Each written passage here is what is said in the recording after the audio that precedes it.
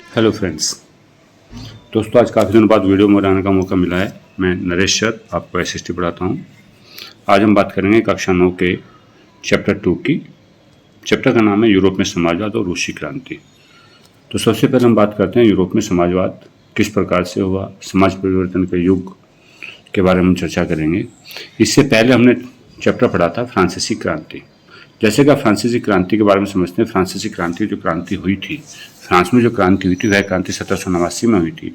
और उस क्रांति से जो पूरे यूरोप में एक हिसाब से बदलाव हो गया था, उसी बदलाव से यूरोप में किस प्रकार से समाज परिवर्तन का युग हुआ और किस प्रकार से यूरोप के अन्य देशों में क्रांति हुई, इसी की चर्चा करनी है हमें इस चैप्टर में, जिसका नाम है यूरोप में समाजवाद और रूसी क्रांति।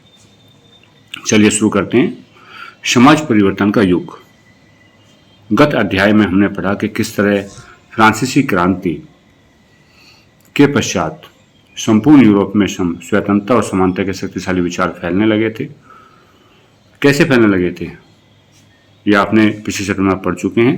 तो फ्रांसीसी क्रांति में सामाजिक संरचना के क्षेत्र में आमूल परिवर्तन की संभावना का सूत्रपात कर दिया था। जैसे कि हमने पिछले अध्याय में पढ़ा है कि 18वीं शताब्दी से पहले फ्रांसीसी समाज कई प्रकार की श्रेणियों में बटा हुआ था। सामाजिक अर्थव्यवस्था पर चर्च और कुलीन वर्ग का अधिकार था। ये जो विभिन्न श्रेणियां थी, श्रेणी 3 प्रकार की होती थी: कुलीन वर्ग, पादरी वर्ग और साधारण वर्ग। जबकि सामाजिक अर्थव्यवस्था पर चर्च और कुलीन वर्ग का ज़्यादा अधिकार था, लेकिन क्रांति के पश्चात में बदलाव दिखाई देने लगे थे। क्रांति में क्या हुआ था? क्रांति में चर्च और कुलीन लोगों की जो शक्ति थी, जो उनके अधिकार थे, उन अधिकारों को में बदलाव कर दिया गया था। सभी लोगों में समानता का अधिकार प्रदर्शित किया गया था। क्रांति के फलस्वरूप यूरोप और एशिया सहित विश्व के बहुत सारे भागों में व्यक्तिगत अधिकारों के स्वरूप सामाजिक सत्ता पर किसका नियंत्रण हो, इस पर चर्चा छिड़ने लगी थी। और भारत में भी राजा Ram Mohan Roy, Henry Louis Derozio आदि ने फ्रांसीसी क्रांति को उल्लेखित किया है। आमूल समाज में परिवर्तन करना यूरोप में इतना आसान नहीं था कि पूरे समाज में, आमूल मतलब पूरे समाज में जो परिवर्तन होना था वह यूरोप में इतना आसान नहीं था। क्यों नहीं था आसान? कि वहाँ के जो सारे लोग थे वो सभी लोग इसके पक्ष में नहीं होते थे। कुछ लोग अमीर थे, कुछ पादरियों से संबंध रखते थे, कुछ कुलीन वर्गों से संबंध रखते थे, तो वो सभी लोग इसके पक्ष में नहीं होते थे।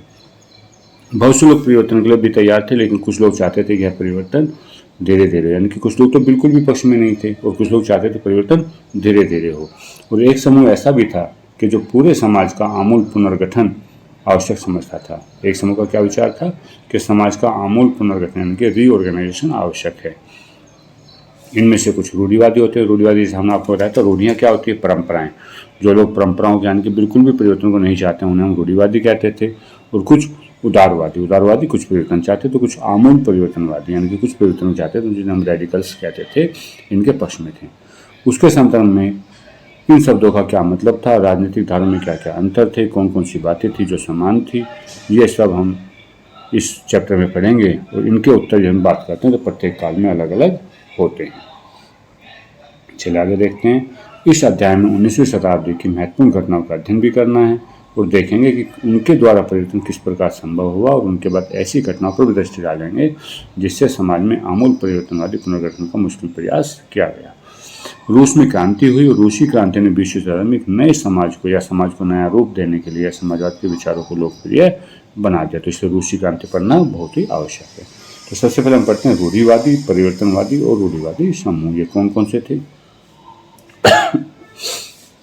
चलिए, उदारवादी समूह सबसे पहले पढ़ते हैं। उदारवादी समूह, उदारवादी का अर्थ क्या है? जैसा आपको बताया था, उदारवाद मतलब जो सब में एक समान अधिकार प्राप्त चाहते हो, जो सब में समानता चाहते हो। तो सामाजिक परिवर्तन के समर्थकों में से जो एक समूह तक है उदारवादियों का था।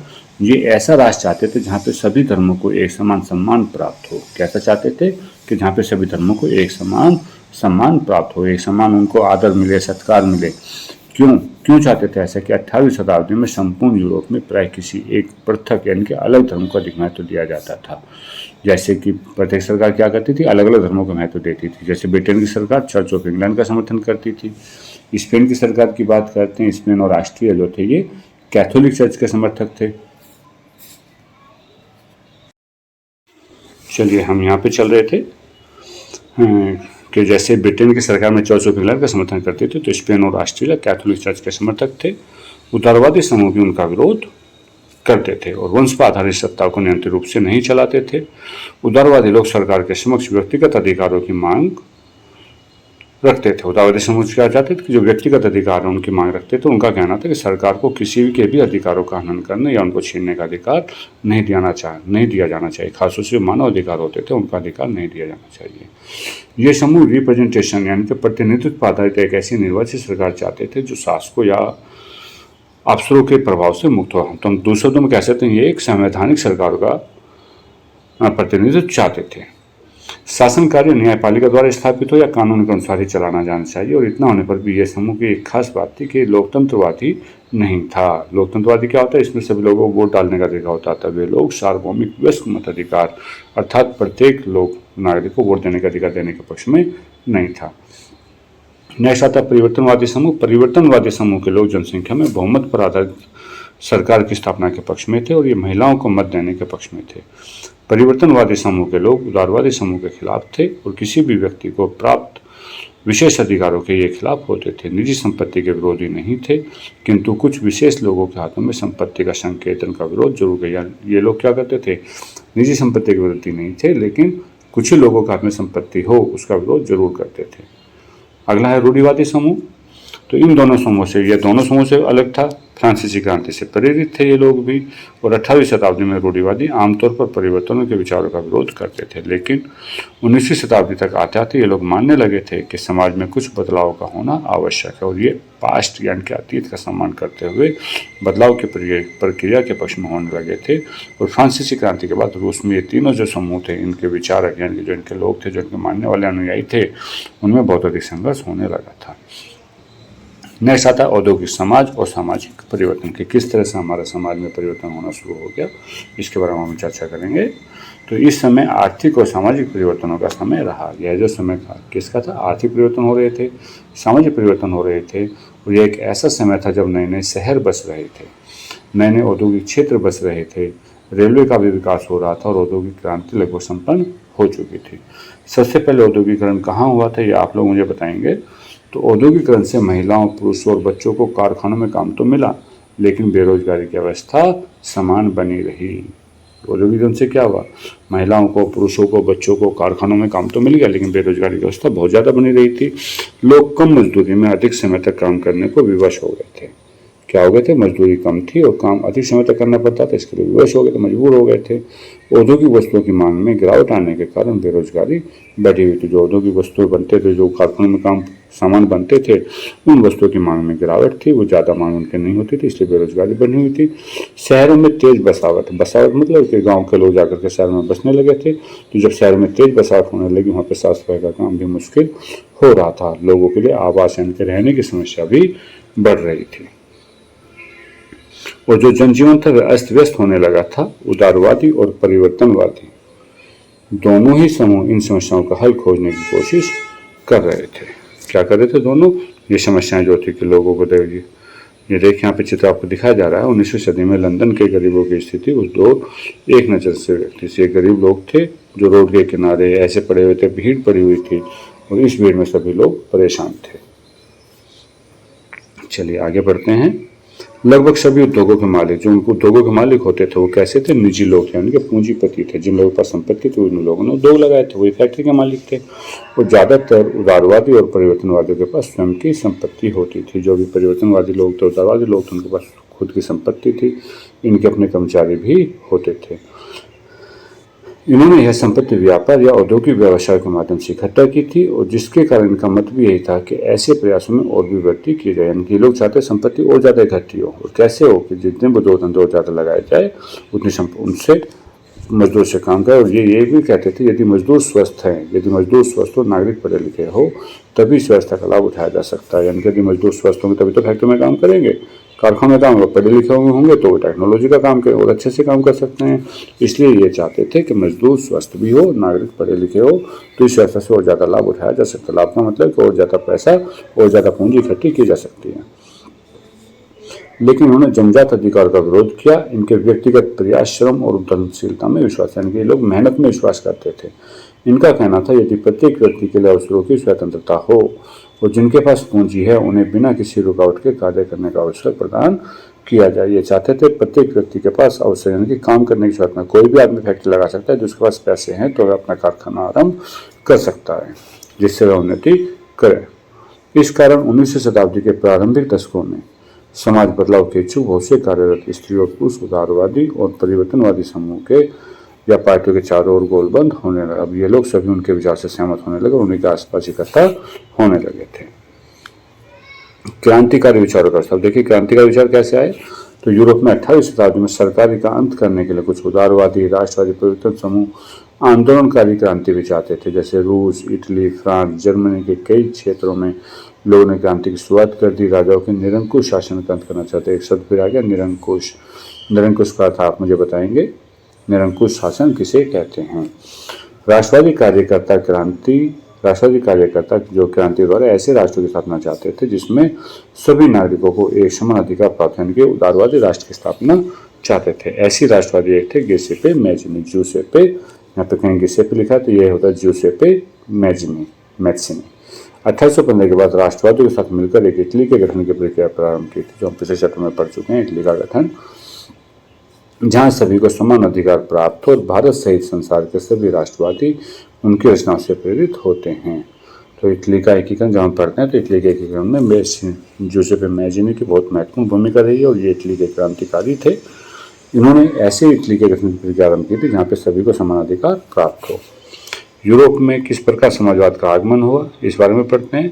तो समाज के पुनर्गठन की सबसे दूरगामी दृष्टि प्रदान करने वाली विचारधारा समाजवाद थी। समाजवाद को जो हमने इकट्ठा किया, यानी कि समाजवाद कैसे कहेंगे कि समाज के पुनर्गठन, समाज का एकत्र करना, इसकी सबसे दूरगामी दूर दृष्टि प्रदान करने वाली जो भी विचारधारा थी उसे हम समाजवाद कहते थे। 19वीं शताब्दी के मध्य यूरोप में समाजवाद एक जाना पहचाना विचार था। समाजवादी क्या क्या करते थे, निजी संपत्ति के विरोधी थे, एक संपत्ति पर एकल अधिकार के खिलाफ थे और उनका मानना था कि संपत्ति पर एकल स्वामित्व यदि होता है तो यही समस्या का कारण है। यह क्या है, समस्या का कारण है। ऐसा ये लोग नहीं चाहते थे, इससे समस्या का जन्म होता है। उनका तर्क था बहुत से लोगों के पास संपत्ति तो है जिससे लोगों को रोजगार भी मिलता है। ये कहते थे जिन लोगों के पास, बहुत सारे लोग हैं जिनके पास संपत्ति है, संपत्ति मतलब कारखाने हैं, फैक्ट्रियाँ हैं, उद्योग धंधे हैं, तो उनसे लोगों को रोजगार मिलता है। लेकिन समस्या यह रहती है कि संपत्तिधारी व्यक्ति जो आदमी उद्योग धंधे लगाता है, कारखाने लगाता है, वह सिर्फ अपना ही फायदा देखता है और अन्य व्यक्तियों के बारे में नहीं सोचता। जो उसकी संपत्ति को उत्पादनशील बनाते हैं, कौन बनाता है, मजदूर बनाते हैं। इसलिए संपूर्ण सामाजिक हित के लिए जरूरी है कि संपत्ति पर एकल स्वामित्व की जगह संपूर्ण समाज का अधिकार हो। इसलिए ये लोग चाहते थे कि संपत्ति पर एक व्यक्ति का अधिकार ना होकर पूरे समाज का अधिकार हो और सहसा सामाजिक हितों पर ज़्यादा अच्छी तरह क्यों हो, जिससे सामाजिक हित, जो भी सामाजिक हित हैं उन पर ज़्यादा अच्छी तरह ध्यान दिया जा सकता है। समाजवादी इसी प्रकार परिवर्तन चाहते थे और जिसके लिए उन्होंने बड़े पैमाने पर अभियान चलाना आरंभ कर दिया।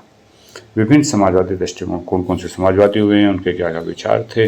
तो कोई समाज संपत्ति के अभाव में कैसे चल सकता है, समाज का अभाव क्या होगा, इस संबंध में समाजवादी के भिन्न भिन्न दृष्टिकोण थे, अलग अलग दृष्टिकोण थे। समाजवादी भविष्य को भी अलग अलग दृष्टि से देखते थे। जैसे कुछ समाजवादियों की दिलचस्पी ऑपरेटिव या सामूहिक उद्यम के पक्ष में थी, यानी कि सामूहिक उद्यम क्या होता है, मिल करके काम करना। जैसे इंग्लैंड के जाने माने उद्योगपति होते थे रॉबर्ट ओवन, इन्होंने नया समन्वय, न्यू हार्मोनी नाम से एक नए समुदाय की रचना की थी। पूछा जाता है नए समुदाय की रचना किसने की थी, रॉबर्ट ओवन ने। रॉबर्ट ओवन कहाँ के उद्योगपति थे, इंग्लैंड के उद्योगपति थे। रॉबर्ट ओवन ने किस समुदाय की रचना की थी, तो नया समन्वय समुदाय की रचना की थी। इसका प्रयास इंडियाना नामक एक यूएसए प्रांत में किया था। यूएसए के कौन से प्रांत में नया समन्वय का प्रयास किया गया था, तो इंडियाना प्रदेश में किया गया था। इंडियाना कहाँ स्थित है, तो इंडियाना इंडिया में स्थित नहीं है, इंडियाना यूएसए के एक प्रांत में स्थित है। इंडियाना क्या, यूएसए का एक प्रांत है। कुछ समाजवादियों का यह भी मत था कि व्यक्तिगत पहलकदमी से बड़े सामूहिक खेतों की रचना नहीं की जा सकती। यदि हम अलग अलग खेती करते तो बड़े सामूहिक खेत नहीं हो सकते। जैसे फ्रांस में लुई ब्लॉक चाहते थे कि सरकार द्वारा सामूहिक उद्यमों को अधिक महत्व दिया जाए। फ्रांस के लुई ब्लॉक ये भी चाहते थे कि सरकार द्वारा क्या सामाजिक जो जॉइंट एंटरप्राइजेस, बड़े बड़े खेत हैं, उन्हें अधिक महत्व दिया जाए और पूंजीवादी उद्यमों को हटाया जाए। पूंजीवादी जो व्यक्तिगत उद्योग हैं उन्हें हटाया जाए। सहकारिता, कोऑपरेटिव ऐसे लोगों के समूह थे जो मिलकर ऐसी चीज़ों का निर्माण करते थे कि जो मिलकर के वस्तुएं बनाते थे, उनसे होने वाले लाभ को आपस में बांट लेते थे। उन्हें कोऑपरेटिव्स कहते हैं, यानी कि मिलकर के काम करते थे। सबकी संपत्ति है तो सबको एक साथ मिला करके काम करते थे। जो भी मुनाफा होता था आपस में बांट लेते थे। एक बड़े समाजवादी में कोल मार्क्स और फ्रेडरिक एंजेल्स ने भी इस दिशा में अपने अपने तर्क पेश किए। तो मार्क्स का विचार था औद्योगिक समाज पूंजीवाद समाज है। फैक्ट्री में लगी पूंजी पर पूंजीपति का इस स्वामित्व होता है, यानी कि फैक्ट्री में जो भी पूंजी लगी है वहाँ पे पूंजीपति का स्वामित्व होता है, पूंजीपति का अधिकार होता है। पूंजीपति को जो भी लाभ प्राप्त होता है वह मजदूरों की मेहनत से होता है। पूंजीपति को जो भी लाभ होता है कैसे होता है? मजदूरों की मेहनत से होता है। मार्क्स ने निष्कर्ष निकाला कि मजदूरों की स्थिति में तब तक सुधार नहीं होगा जब तक पूंजीपति वर्ग फैक्ट्रियों में स्वयं ही लाभ कमाते रहेंगे। तो मार्क्स कहते थे कि मजदूर की जो स्थिति उसमें तब तक सुधार नहीं हो सकता जब तक पूंजीपति वर्ग यानी कि जो इंडिविजुअल वर्ग है जिन्होंने फैक्ट्री लगाई है वो स्वयं लाभ कमाते रहेंगे। अपने इस स्थिति में सुधार लाने के लिए मजदूरों की पूंजीवादी और निजी संपत्ति पर आधारित शासन को उखाड़ फेंकना होगा। तो वो चाहते थे कि हमें मजदूरों की स्थिति में सुधार लाना है तो पूंजीवादी और निजी संपत्ति पर आधारित शासन को उखाड़ फेंकना होगा। मार्क्स का यह भी मानना था कि मजदूरों को इस शोषण से आज़ाद कराना है तो उनके लिए एक अलग समाज की स्थापना करनी होगी। तो ये क्या चाहते थे? यदि मजदूरों को इस शोषण से आज़ाद कराना तो उनके लिए एक अलग समाज की स्थापना करनी होगी। और जिस समाज को इन्होंने क्या कहा? साम्यवादी समाज का नाम दिया। क्या नाम दिया? साम्यवादी समाज। मार्क्स का विश्वास था कि पूंजीपतियों के साथ होने वाले संघर्ष में मजदूर वर्ग की ही विजय होगी। उनका विश्वास था कि इस संघर्ष में किसकी विजय होगी? मजदूर वर्ग की ही विजय होगी। समाजवाद के लिए समर्थन किसने किया? 1870 के दशक आते आते समाजवाद का विचार लगभग पूरे यूरोप में फैलना आरंभ हो चुका। समाजवादियों ने अपने प्रयास में तेजी लाने के लिए द्वितीय इंटरनेशनल नामक एक अंतर्राष्ट्रीय संस्था बनाई। कौन सी संस्था बनाई? द्वितीय इंटरनेशनल। इसी से प्रेरित होकर इंग्लैंड और जर्मनी के मजदूरों ने भी अपनी कार्य स्थितियों और जीवन में सुधार लाने के लिए संगठन बनाने आरंभ कर दिए थे।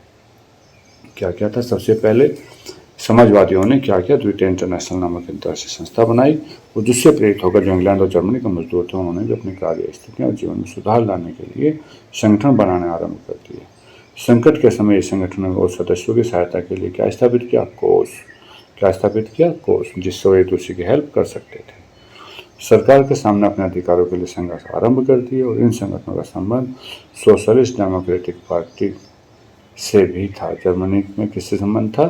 Socialist democratic party. ये संगठनों की सहायता करते थे और ब्रिटेन के समाजवादियों और यूनियन आंदोलनकारियों ने वर्ष 1905 में लेबर पार्टी के नाम से और एक फ्रांस में भी सोशलिस्ट पार्टी के नाम से अपनी अलग पार्टी बना ली थी। तो जर्मनी की पार्टी थी सोशलिस्ट डेमोक्रेटिक पार्टी, ब्रिटेन की पार्टी थी लेबर पार्टी और फ्रांस की पार्टी थी सोशलिस्ट पार्टी। सन 1914 तक यूरोप में कहीं भी समाजवादी सरकार के गठन में सफल नहीं हो पाए थे। 1914 तक कहीं भी समाजवादी सरकार के गठन में सफल नहीं हो पाए थे क्योंकि सरकार में रूढ़िवादियों, उदारवादियों और परिवर्तनवादियों ने ही अपना कब्जा बनाकर रखा हुआ था। चलिए आज इतना ही है। इससे आगे अगली वीडियो में, वीडियो आपको पसंद आई है तो इसको शेयर और लाइक अवश्य करें।